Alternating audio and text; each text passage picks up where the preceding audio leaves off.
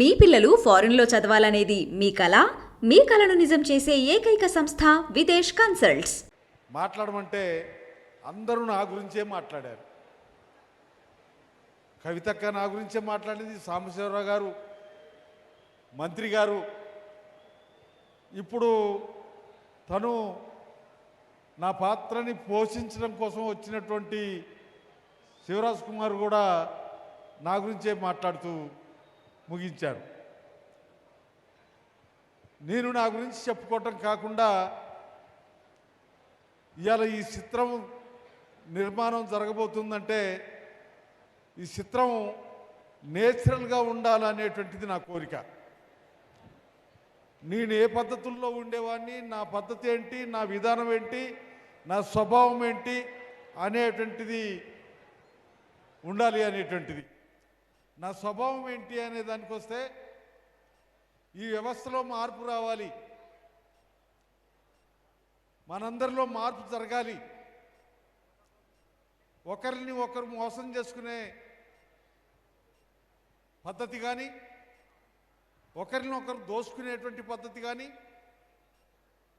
ఇక్కడ చిన్నోడు పెద్దోడు అనేటువంటి తేడా కానీ లేనటువంటి వ్యవస్థ కావాలని చెప్పి నేను కోరుకుంటున్న నా స్వభావం అది. ఇప్పటిదాకా దేశంలో, రాష్ట్రంలో, ఉమ్మడి రాష్ట్రంలో పేదోళ్ళకి ఏం కావాలి,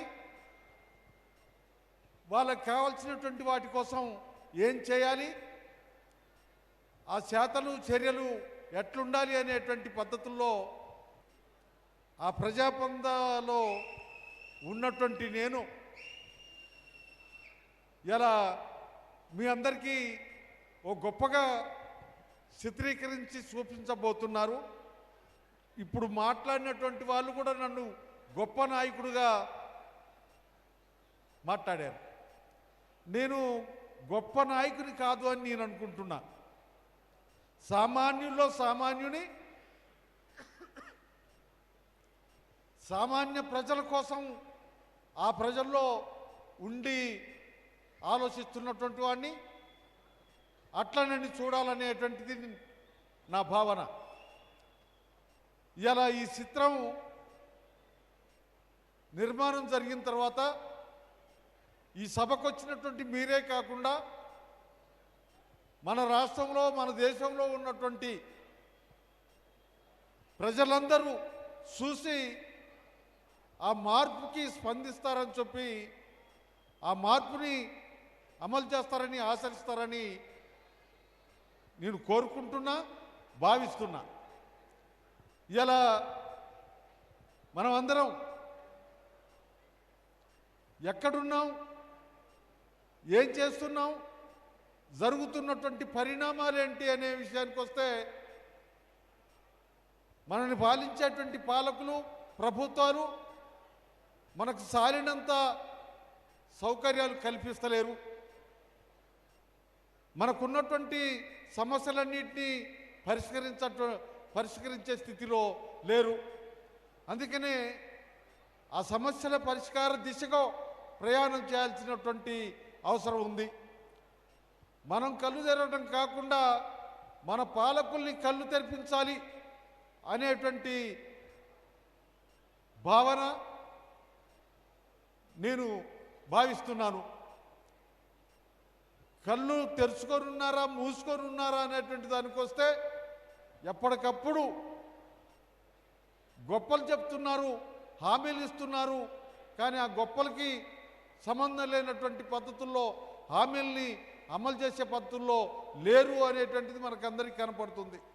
అందుకని ఈ సినిమా, ఈ పిక్చరు, ఈ చిత్రం దాన్ని చూపేబోతుంది అని నేను భావిస్తున్నా. 3 సంవత్సరాల నుండి డైరెక్టర్ పర్మస్ దీనికి సంబంధించినటువంటి, నాకు సంబంధించిన నా బాల్యం నుంచి మొదలుకొని ఇప్పటిదాకా ఏంటి అనేటువంటి దాన్ని తెలుసుకున్నటువంటి హిస్టరీని ఇప్పుడు మన ముందుంచబోతున్నాడు. ఏదైతే మొత్తానికి ఈ చిత్రం నిర్మాణం జరగాలన్నా దానికి కావాల్సినటువంటి గ్రౌండు, దానికి కావాల్సినటువంటి యంత్రాంగం ఎన్ని అవసరం. దాంట్లో మరి మనం ఎన్టీ రామారావుని చూసాం, ఇప్పుడు చిరంజీవి గారిని చూస్తున్నాం, ఇంకా చాలామంది సినిమా యాక్టర్లని చూస్తున్నాం, ఆ సినిమాలు చూస్తున్నాం. అటువంటి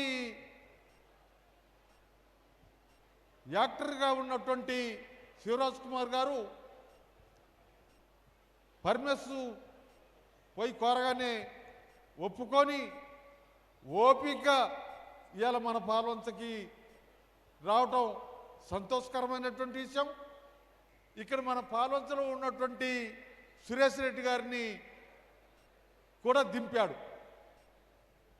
మొత్తానికి సురేష్ రెడ్డి గారు, పరమేశు, శివరాజ్ కుమార్ గారు వీళ్ళు మన ముందున్నారు, ఇప్పుడు మన ముందుకి రాబోతున్నారు.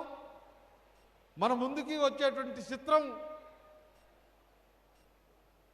ప్రజలకి ఉపయోగపడే పద్ధతుల్లో, ప్రజలు ఆలోచించే పద్ధతుల్లో, ప్రజల్లో మార్పు వచ్చే పద్ధతుల్లో ఉండాలని చెప్పి కోరుకుంటూ సెలవు తీసుకుంటున్నా.